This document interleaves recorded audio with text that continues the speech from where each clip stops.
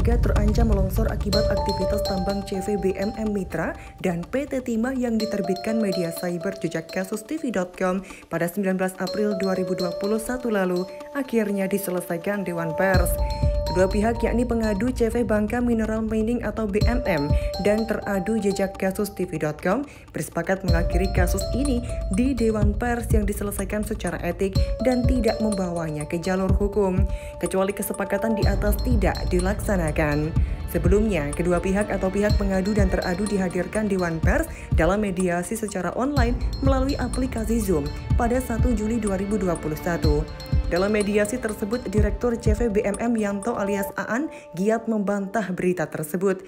Ia tidak membenarkan jika aktivitas perusahaan tambangnya bisa mengancam rumah warga sekitar mengalami longsor. Ia menandaskan sebelum perusahaannya itu ada dan beraktivitas, rumah warga sekitar sudah mengalami retak. Yang diberitakan tersebut tidak benar. Kami membantahnya karena tidak sesuai kenyataan, kata Yanto. Selain itu, ia mengaku tidak dikonfirmasi oleh wartawan jejak kasus TV.com atau si penulis berita tersebut terkait kebenaran atas pernyataan sejumlah warga sekitar hingga berita tersebut ditayangkan.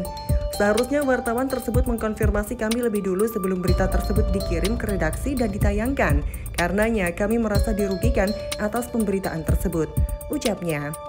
Dalam hal ini pihak teradu atau jejak kasus TV.com mengatakan jika telah melakukan upaya meminta konfirmasi terkait persoalan tersebut. Penyelesaian ini kemudian dituangkan Dewan Pers dalam surat pernyataan penilaian dan rekomendasi atau PPR nomor 26/PPR-DP-7/2021 tentang pengaduan CV BMM atau CV Bangka Mineral Mining terhadap media cyber jejak kasus TV.com tertanggal 14 Juli 2021. Dalam surat tersebut, Dewan Pers menilai bahwa media cyber jejak kasus TV.com melanggar pasal 3 Kode Etik Jurnalistik karena tidak uji informasi dan tidak berimbang secara proporsional. Kemudian berita tersebut juga tidak sesuai dengan butir 2 huruf A dan B Peraturan Dewan Pers nomor 1/Peraturan DP-3 2012 tentang pemberitaan media cyber terkait verifikasi dan keberimbangan berita. Bahwa setiap berita harus diverifikasi serta berita yang merugikan pihak lain memerlukan verifikasi pada berita yang sama untuk memenuhi prinsip akurasi berimbang.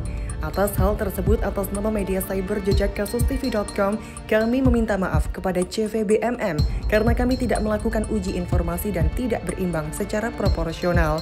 Meskipun kami telah berupaya meminta konfirmasi kepada CV BMM, kata Supriyanto, pemimpin redaksi jejak kasus TV.com, Kamis 15 Juli 2021.